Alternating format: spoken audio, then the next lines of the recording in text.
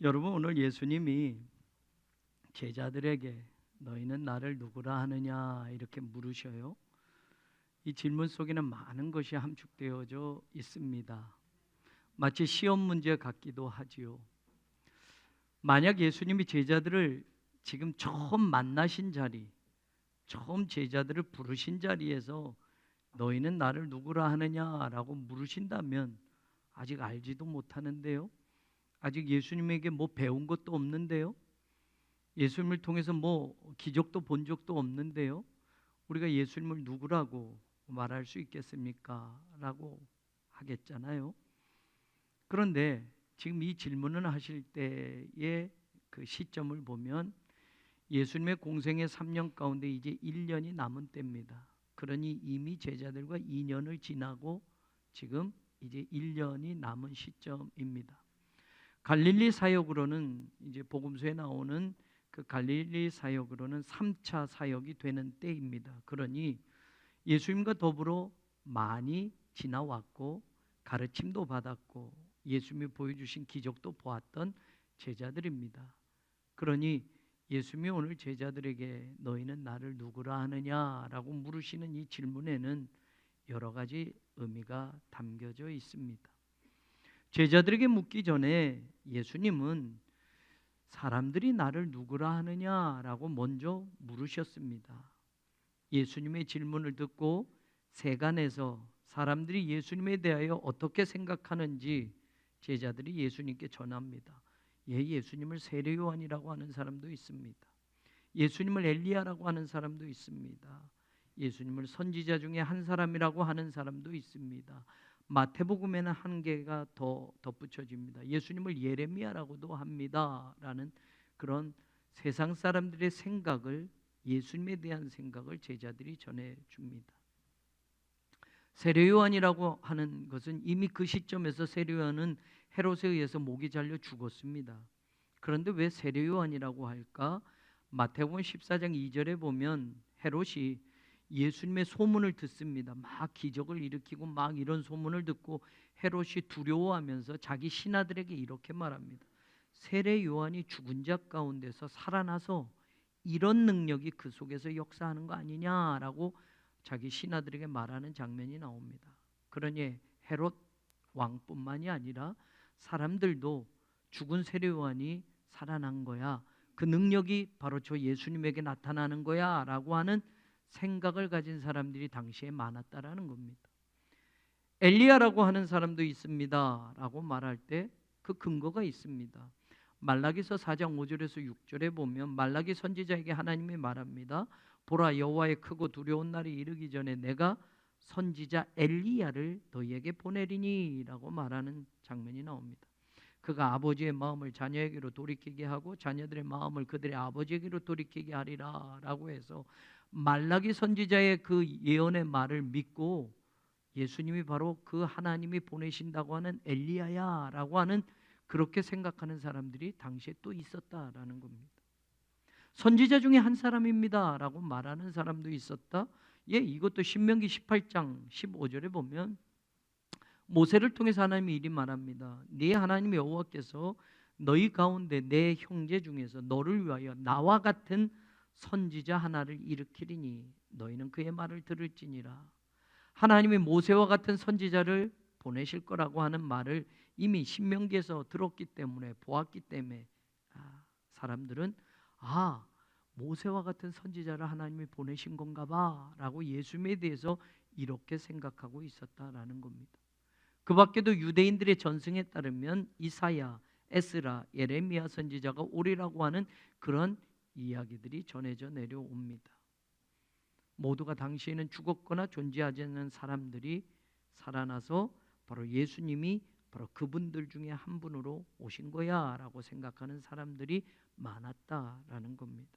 그런데 예수님은 사실 이 질문을 할 때 말입니다, 사람들의 생각이 예수님에 대해서 어떤 생각이냐가 궁금한 게 아니었습니다.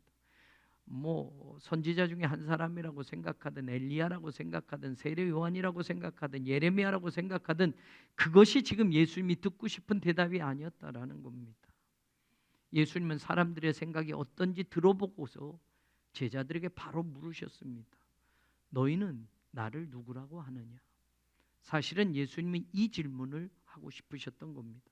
사람들이 나를 누구라 하느냐, 이게 궁금한 게 아니라 예수님과 함께 2년여를 따라왔던, 가르침을 받았던 제자들이 이제 예수님에 대해서 누구라고 믿고 있느냐가 예수님이 듣고 싶었던 대답이었다라는 겁니다. 너희는 나를 누구라 하느냐와 사람들은 나를 누구라 하느냐 질문은 같이 들려지지만, 첫 번째 무리들이 사람들이 나를 누구라 하느냐라고 할 때 오클로이라고 하는 이 무리라는 단어는 뒤편에 나옵니다. 나를 누구라고 하느냐, 사람들은, 이런 뜻이 될 겁니다. 사실 사람들이 강조가 되지 않았습니다. 그런데 제자들에게 너희는 나를 누구라 하느냐라고 할 때, 너희, 제자를 일컬을 때는 이 단어가 앞에 나옵니다. 너희는 나를 누구라 하느냐. 그런데 여러분, 이 질문에 앞에 나오는 질문과는 또 다른 단어 하나가 더 덧붙여집니다. 대라고 하는 역접 접속사를 예수님이 붙여서 물었습니다. 정확하게 말하면 그러나, 이런 뜻입니다. 그렇다면 이라는 뜻입니다. 자, 사람들이 나에 대해서 이렇게 저렇게 생각한다고 내가 들었어. 그렇다면 너희는 나를 누구라고 하느냐라고 이렇게 물으셨다라는 겁니다. 의미가 다르죠. 뉘앙스가 다릅니다. 무리들이, 사람들이 나를 어떻게 생각하느냐가 이게 예수님이 듣고 싶은 대답이 아니라, 사람들이 이렇다 저렇다, 예수님이 누구다라고 얘기한다고 한다면, 그렇다면 너희는 나를 누구라고 하느냐라고 이렇게 물으십니다. 이게 지금 예수님이 하고 싶으셨던 질문이었다라는 말입니다. 무리들이 예수님을 뭐라고 생각하는지, 세상 사람들이 예수가 누구냐고 생각하는 이게 궁금한 게 아니라, 교회가, 예수 믿는 우리가 예수님을 어떻게 믿고 어떻게 고백하느냐를 예수님은 듣고 싶으시다라는 말입니다. 오늘 제자들이 예수님을 어떻게 믿고 있는지, 예수님은 나에게 어떤 분인지 신앙의 고백을 듣고 싶었다라는 말입니다. 사람들이 그렇게 생각한다면, 그렇다면 그러나 너희는 나를 누구라고 하느냐라고 이리 물으신 겁니다. 진짜 듣고 싶은 것, 제자들이 예수님을 어떻게 생각하는지, 아니 생각이 아니라 어떻게 믿는지, 어떻게 고백하는지, 그 신앙의 고백을 예수님이 듣고 싶으셨습니다. 오늘 이 시대에 주님도 우리에게 물으시지 않겠습니까?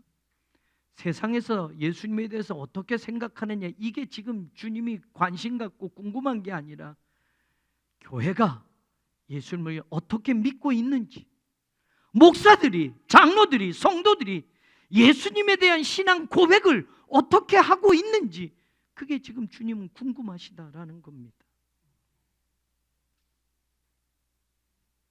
이 질문의 대답은, 정답은 하나밖에 없습니다. 무리들이 예수님에 대해서 어떻게 누구라고 하느냐는 저마다 생각이 다르기 때문에 엘리야가 될 수도 있고, 세례요한이 될 수도 있고, 예레미야가 될 수도 있고, 선지자 중에 한 명이라고 생각할 수 있습니다. 그들의 생각이니까. 그런데 예수님에 대한 믿음의 고백은 예수님이 누구요 다른 게 아니라, 예수님이 원하시는 대답은 한 가지밖에 없습니다. 예수님이 원하는 대답은 예수님에 대한 신앙 고백이고, 그 고백은 제자들 모두가 동일한 고백이어야 하는 겁니다. 베드로가 대답하지 않습니까? 주는 그리스도시요 살아계신 하나님의 아들입니다. 마태복음이 이렇게 이야기합니다. 그랬을 때 누가복음이 나오지 않지만 예수님이 이렇게 말해요. 바요나 시몬아, 네가 참 복이 있다. 이것을 너에게 알게 한 이는 혈육이 아니라 하늘에 계신 내 아버지시니다. 이 말은 뭡니까?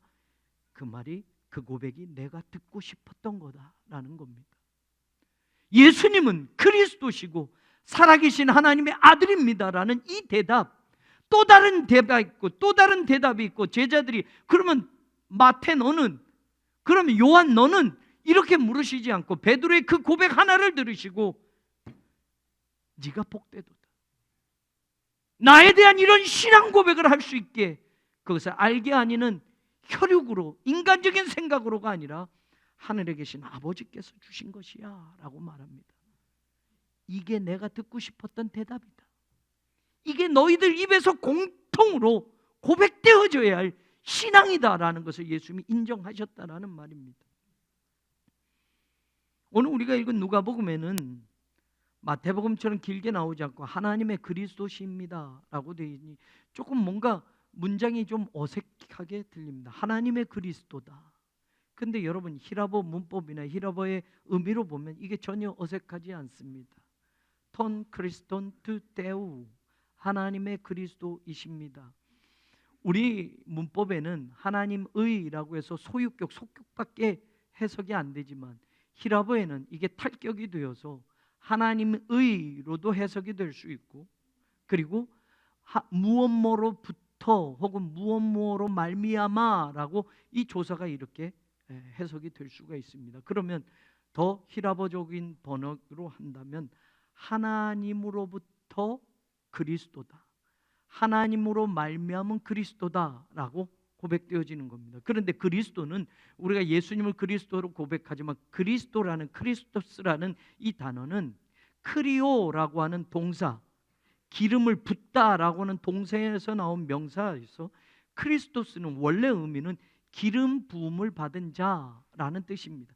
기름을 붓다라고 하는 크리오라는 동사에서 기름을 부어서 기름 부음을 받은 자가 크리스토스. 그러면 하나님으로부터 기름 부음을 받은 자입니다. 이렇게 해석할 수가 있는 겁니다. 하나님으로 말미암아 예수님은 기름 부음을 받은 분이십니다 라는 고백입니다. 하나님이 기름 부어 세우는 사람은 왕이요, 제사장이요, 선지자입니다. 예수님 바로 하나님이 직접 기름 부어 세우신 우리의 왕이요, 만왕의 왕이요, 우리를 구원할 구세주이십니다 라는 고백과 똑같은 고백이 되는 겁니다. 이걸 우리의 소유격으로 하나님의 그리스도입니다 하니까 뭔가 좀 어색하지만 마태복음에서 설명하는 대로 주는 그리스도시고 살아계신 하나님의 아들입니다라는 그 함축된 의미가 이 안에 다 들어있다라는 겁니다. 베드로의 고백에서 누가는 이렇게 말하는 겁니다. 하나님이 직접 하나님으로부터, 하나님으로 말미암아 주님은 기름 부음 받아 세워주신 메시아이십니다, 우리의 왕이십니다, 만왕의 왕이십니다를 지금 고백했다라는 말입니다. 정답이라는 거예요. 그것을 알게 한 것은 혈육이 아니라 인간적인 생각이 아니라 하나님 아버지께서 알게 하신 것이다. 예수님이 듣고 싶었던 정답이었습니다. 너희가 나를 누구라고 하느냐라고 물으셨을 때 예수님이 듣고 싶은 건 너희들의 각자의 생각이 아니라 너희들이 나에 대한 믿음이요, 너희들이 나에 대한 신앙 고백이 내가 듣고자 했던 답이었다라고 말하는 겁니다. 예수님이 누구신지 무리들은 저마다 자신의 생각을 말했지만 예수님은 생각이 아니라 제자들에게서 예수님이 구세주로, 메시아로 믿어지는 신앙 고백을 들으시기를 원하셨던 것입니다. 예수님만이 우리를 죄와 사망에서 구원해내실 구세주이십니다. 예수님만이 우리의 죄를 씻어주시고 용서해주시고 하나님의 자녀된 권세를 주실 수 있는 분이십니다. 예수님만이 영생을 주실 수 있는 구원자이십니다. 예수님만이 십자가의 피로 하나님과 원수된 우리를 화목하게 하실 수 있는 화해자이십니다.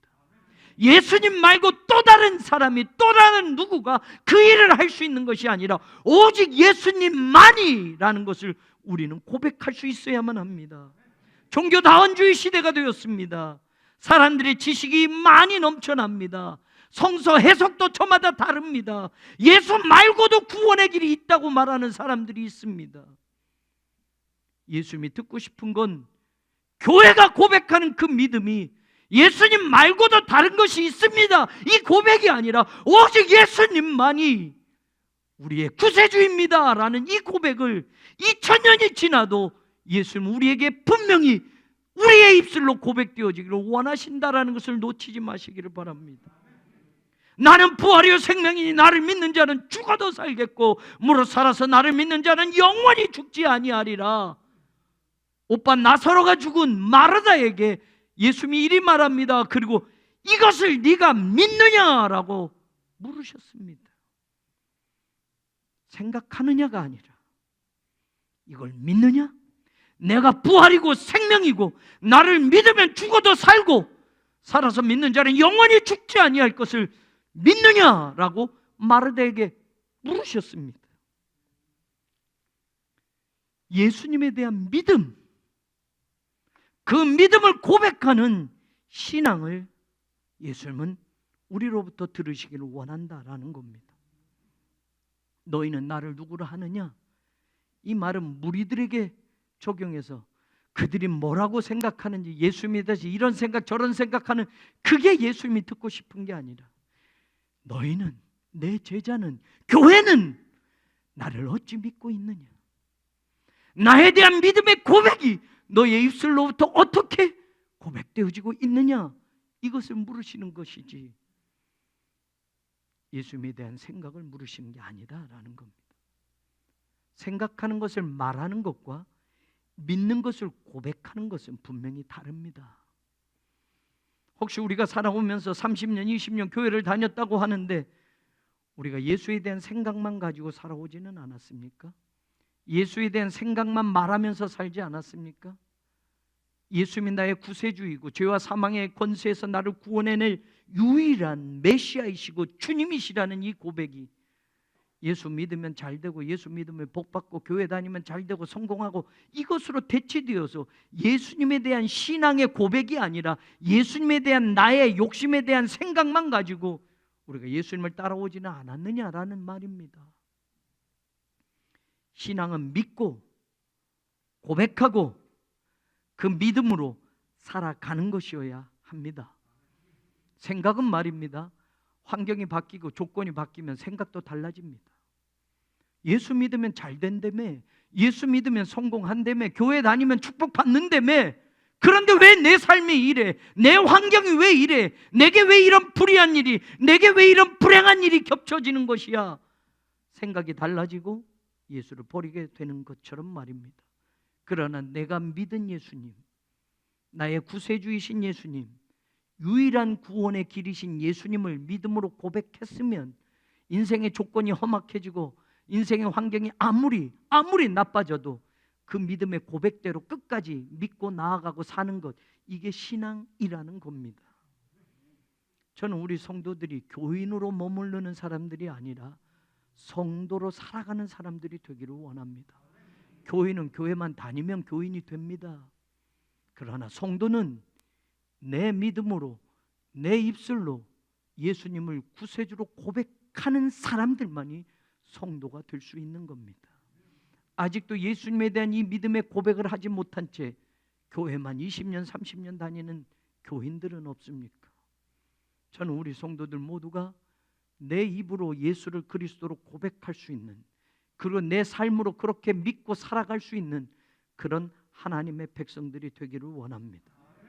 바울은 빌립보서 2장 11절에서 모든 입으로 예수 그리스도를 주라 시인하여 하나님 아버지께 영광을 돌리게 하셨느니라 라고 말합니다. 예수님을 그리스도, 나의 주님이라고 입으로 시인하여야만 하나님 아버지께 영광을 돌린다라는 말입니다. 로마서 10장 9절도 말하면 네가 만일 네 입으로 예수를 주로 시인하여 또 하나님께서 그를 죽은 자 가운데서 살리신 것을 네 마음에 믿으면 구원을 받으리라 라고 말합니다.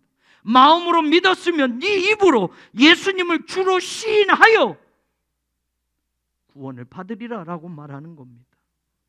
로마서 10장 10절도 말합니다. 사람이 마음으로 믿어 의에 이르고 입으로 시인하여 구원에 이르느니라. 성령으로 아니하고는 누구든지 예수를 주시라 할 수 없느니라.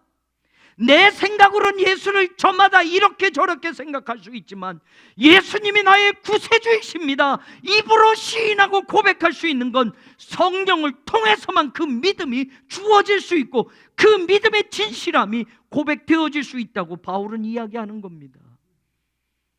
생각이 아니라 예수님이 나의 구세주이심을 믿는 신앙이 입으로 고백되어지는 그런 사람들이 되어야만 합니다. 시인하여, 빌립보서 2장도 입으로 시인하여, 로마서 10장 9절도 내 입으로 시인하여, 10장 10절도 입으로 시인하여 라고 하는 이 시인하여, 호몰로게오라는 것은 confess, to confess, 고백하다라는 겁니다. 네 입으로 예수님을 주라고 고백해라 라는 겁니다. 시인한 건 말만 하는 게 아니라 이 믿음, 내 마음, 내 모든 것을 입으로 고백하라는 겁니다. 바깥으로 내보내라는 겁니다. 그래서 이 히라보 단어에 더 덧붙인다면 공개적으로 고백하다라는 뜻이 있습니다. 혼자 몰래 말하는 그게 아니라 이것이 공개적으로 고백되어지면 불이익을 당합니다. 당시에 예수님을 믿겠다고 하는 사람들에게 유대인들이 불이익을 줍니다. 유대인 공동체에서 쫓아내는 법을 통과시킵니다. 예수를 구세주로 고백하는 이들에게는 유대인 공동체에서 쫓겨나는 그런 일들이 벌어집니다. 그러니 예수님이 하시는 말씀, 나와 내 말을 부끄러워하지 않으면 나도 하나님 아버지 앞에서 너를 내가 부끄러워하지 않을 것이다 라고 말합니다. 이 말이 뭡니까? 마태복음 10장 가서 보면 예수님이 이렇게 말해요. 네가 입으로 나를 시인하면 나도 내 아버지 앞에서 너를 시인할 것이다 라고 말합니다. 세상을 향해서 내가 예수님이 나의 구세주이십니다, confess 하면, 고백하면, 공개적으로 네 믿음을 입으로 고백하면 나도 내 아버지 앞에서 네가 내 자녀라는 걸, 네가 하나님의 백성이란 걸 나도 부끄러워하지 않고 고백할 거다라고 예수님 말씀하셨던 겁니다. 그러니 입으로 시인하는 건 생각으로 내 지식으로 되는 게 아니라는 걸, 성령으로 아니하고는 누구든지 예수를 주시라고 시인할 수 없고 고백할 수 없다고 바울은 외쳤던 겁니다. 오늘 예수님은 제자들에게 듣고 싶었던 것이 이것이었습니다. 너희는 나를 누구로 아느냐? 너희는 나를 믿고 있느냐? 너희는 내가 너희의 구세주인 것을, 메시아이신 것을 너희들의 입으로 고백할 수 있느냐라고 물으셨던 겁니다. 누가가 이 말씀을 꺼낸 이유가 있습니다. 누가복음 9장에 나오는 이 이야기는 사실 누가복음 8장과 연결해서 생각해 봐야 합니다. 누가복음 8장에 나오는 사건들, 내용들을 누가는 연결해 주면서 누가복음 9장에 예수님이 제자들에게 너희는 나를 누구라 하느냐, 그 믿음의 고백을 들으시기를 원하셨던 모습을 보여주는 겁니다. 실제로 누가복음 8장 19절에서 21절에 보면 예수님의 어머니와 형제들이 예수님을 찾아온 내용이 나옵니다. 사람들이 예수님의 어머니와 동생들이 찾아왔다고 예수님에게 말하자 예수님은 내 어머니와 내 동생들은 하나님의 말씀을 듣고 행하는 이 사람들이야 라고 말씀합니다. 이 이야기가 마가복음 3장에서는 조금 더 중요하게 나타나고 있는데, 마가복음 3장 31절에서 35절도 똑같은 내용이 나옵니다. 그런데 마가는 한 가지 다른 사실을 우리에게 보도해 줍니다. 마가복음 3장 그 앞에 21절에 이런 내용이 나옵니다. 예수의 친족들이 듣고 그를 붙들러 나오니 이는 그가 미쳤다 하밀러라. 친족들, 그의 친족들 하는 파르 아우토, 그의 가족들, 그래서 영어 성경에 his family라고 되어져 있습니다. 이 파르라는 건 속한 자들이라는 뜻인데 가족들을 이야기하는 의미도 해석이 됩니다. 그런 예수님의 형제들이, 예수님의 가족들이 예수님을 찾아왔는데 예수가 미쳤다고 예수님을 데리고 가려고 왔다고 하는 말을 마가는 기록해 놓고 있습니다. 요한복음 7장 5절도 말합니다. 사실 초대교회 야고보는 예수님의 동생이고 야고보는 베드로와 함께 예루살렘에 큰 역할을 했던 그런 신앙의 인물이지만 예수님의 형제들이 처음부터 예수님을 믿고 따랐던 게 아닙니다. 요한복음 7장 5절에도 보면 이는 그 형제들까지도 예수를 믿지 아니함이로라 라고 성경 분명히 말합니다. 예수님의 형제들이 믿지 않습니다. 예수님을 구세주로 믿지 않습니다. 예수님이 미쳤다고 생각했습니다. 그래서 예수님이 활동하는데 예수님이 일부러 데리러 왔다라고 마가는 기록해주고 있는 겁니다. 그 이야기가 누가복음 8장 19절에서 21절에 나옵니다. 예수님이 계신 그 집에 찾아왔는데 예수님이 말합니다. 누가 내 형제고 누가 내 어머니냐? 하나님의 말씀을 듣고 행하는 자가 내 형제요 내 어머니다라고 말합니다. 예수님의 가족들은 그때까지도 예수님 미쳤다고 생각하고 예수님을 데리러 왔던 겁니다. 같이 살아도 형제여도 예수님을 믿지 않는 가족들에 대한 이야기가 누가복음 8장에 처음에 나오는 거예요. 그 다음에 바로 그 21절 끝나면 다시 22절에서 25절에 보면 예수님의 제자들에 대한 이야기가 나옵니다. 예수님이 거라사 지역으로 호수 저편으로 제자들과 건너가자고 말합니다. 광풍이 불어옵니다. 배에 물이 가득 차게 됩니다. 그때 제자들이 말합니다. 24절, 주여 우리가 죽게 되었습니다. 그때 예수님이 25절, 너희 믿음이 어디 있느냐라고 말하십니다. 그리고 바다와 광풍이 잔잔해지자 제자들이 입에서 이런 말이 나옵니다. 그가 누구이기에 바람과 물을 명하며 순종하는가? 예수님이 누군지 모릅니다. 2년여 동안 예수님을 따라다녔고 예수님의 많은 기적을 보았지만 지금 예수님이 자기들 곁에 있지만 광풍이 불어서 배에 물이 가득 차니까 죽을 줄 알았던 겁니다. 두려움에 몰려왔습니다. 예수님이 곁에 계시는데, 예수님이 함께 가시는데도 그들은 예수님을 모르니까 죽을 거라는 두려움에 사로잡혔습니다. 그러자 예수님이 너희 믿음이 어디 있느냐라고 물으시는 겁니다. 사랑하는 여러분, 여러분의 가정과 여러분의 인생과 우리 교회에 주님이 지금 함께 계심을 믿습니까? 그 믿음이 있다고 한다면 세상의 걱정과 염려가 아무리 거세게 우리 인생을 가로막고 불어닥쳐도 우리가 죽게 되었습니다. 예수님 위로하실 겁니까? 곁에 계신 예수님이 나를 붙들어 주시면, 우리 교회를 책임져 주시면 주님과 함께 갈 수 있습니다라는 믿음으로 그 광풍을 뚫고 가시렵니까? 주님과 함께 있어도 주님이 누군지도 모르는 제자들, 저가 도대체 누구이기에 바람과 바다도 순종하는 거야 라고 제자들의 입에서 나옵니다.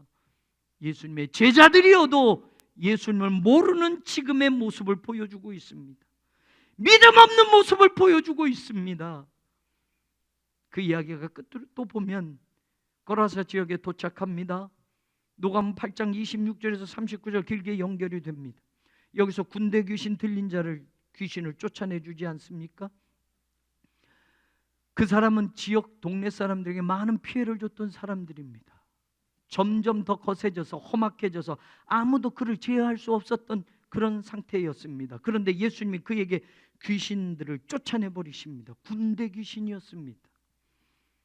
그때 사람들이 이 35절에 이루어진 일을 보러 나와서 예수께 이르러 귀신 나간 사람이 옷을 입고 정신이 온전하여 예수에 밟지 않는 것을 보고, 36절, 귀신 들렸던 자가 어떻게 구원받았는지를 본 자들이, 37절, 거라사인의 땅 모든 근방 모든 백성이 크게 두려워하여 예수께 떠나시기를 구하더라. 예수님이 일으키신 기적, 군대 귀신 들린 자로 인하여 온 동네가 어려움을 당했는데 예수님이 그 귀신을 쫓아내 주시고 그가 어떻게 구원받았는지를 본 사람들이 오히려 예수님께 감사하기보다는 예수님께 나와서 우리 동네를 제발 떠나가 주세요라고 말합니다.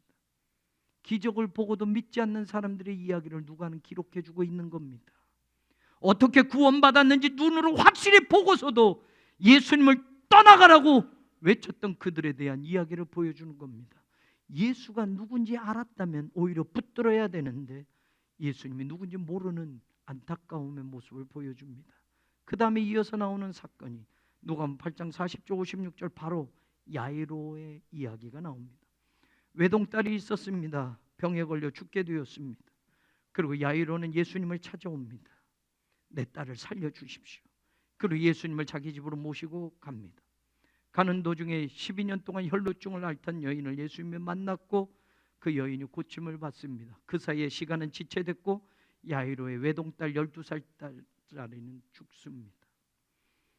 그랬을 때 예수님이 50절에 야이로에게 이렇게 말합니다. 두려워하지 말고 믿기만 하라. 그러면 딸이 구원을 얻으리라. 예수님이 그 죽은 딸이 있는 그곳에 도착합니다. 사람들이 막 슬퍼옵니다. 울지 말라, 죽은 게 아니야 라고 말하자 사람들은 비웃었다라고 성경은 53절에 말해줍니다. 여기까지 내용들이 쭉 누가는 연결하면서 한 가지 중요한 사실을 우리에게 말하고 싶었던 겁니다. 가족들도, 제자들도, 거라사 사람들도, 야이로도 같이 살아도, 같이 지냈어도, 예수님의 기적을 보고도 예수님만이 내 딸을 고쳐주실 수 있다고 예수님을 통해 가고 있어도 모두가 예수를 믿지 않고 있었다라는 겁니다. 너희 믿음이 어디 있느냐?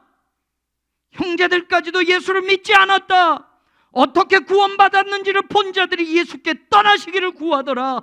두려워하지 말고 믿기만 하라. 예수님의 형제들도 제자들도 거라사 사람들도 야이로도 모두가 예수님이 원하시는 그 믿음을 가지고 있지 않았습니다.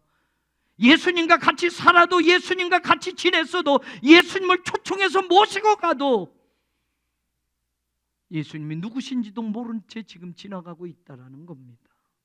예수님에 대한 믿음이 없이 지금 그렇게 있다는 말입니다. 스쳐 지나가듯 그 많은 사람들의 이야기 가운데 12년 혈루증을 앓던 여인의 이야기가 중간에 삽입되어 나옵니다. 그리고 예수님이 유일하게 그녀에게 말합니다. 네 믿음이 너를 구원하였다. 제자들에겐 너희 믿음이 어디 있는 거야? 야이로에겐 두려워하지 말고 믿기만 해 라고 말합니다. 그런데 이 여인에게는 네 믿음이 너를 구원하였다. 그녀만이 예수님이 누구신 줄 알았다라는 말입니다. 마태복음 9장 21절에 보면 그녀의 마음에 예수님의 겉옷만 만져도 나는 치유받을 거야. 마가복음 5장 28절에 내가 그의 옷에만 손을 대어도 구원을 받을 거야, 치유받을 거야, 예수님은 나를 고쳐주실 수 있을 거야. 그러니 그 믿음으로 옷만 만져도 나는 분명히 이 병이 나을 거야 라고 그녀는 믿고 있었다라는 겁니다. 예수님에 대한 믿음이 그녀에게 있었고 그 믿음이 구원을 얻게 했고 치유했던 것처럼 오늘도 예수님은 우리를 구원하실 유일한 구세주로, 메시아로, 주님으로 우리의 입에서, 우리의 마음에서, 우리의 생각에서 믿음으로 고백되어지고 만나지기를 주님은 원하고 계십니다. 그래서 오늘 제자들에게 물으신 겁니다. 너희는 나를 누구라고 하느냐? 너희는 나를 어찌 믿고 있느냐? 너희의 믿음의 고백은 어떤 것이냐? 너희는 나를 누구라 하느냐? 주님이 물으시는 이 질문에 오늘 저와 여러분도 신앙의 정답을 모두 고백할 수 있기를 원합니다. 내 생각이 아니라 내 믿음을 내 입으로 분명하게 주님 앞에 고백하십시오.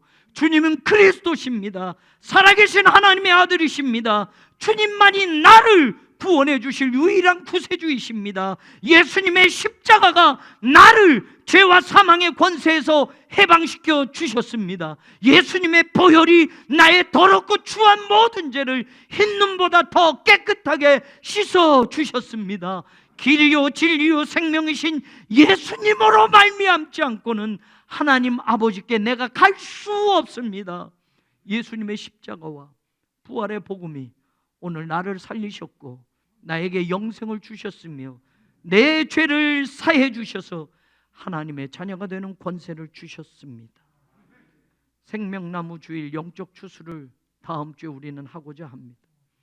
우리들이 예수님이 누군지도 모르고 예수님이 구세주이심을 고백하지도 못하고 주님 앞에 누군가를 인도한다라는 것은 소경이 길을 안내하는 것과 다를 바 없습니다. 너희는 나를 누구라 하느냐? 이 질문을 나에게 먼저 하시는 그 예수님을 오늘 만나고 예수님에 대한 내 믿음을 고백하면서 나의 친구, 가족, 자녀, 이웃, 동료, 그 프랭크들을 주님께로 인도하여 그리스도의 제자들이 되게 하는 그런 복된 성도들이 되기를 길이요 진리요 생명이신 우리 주님 예수 그리스도의 이름으로 간절히 축원합니다.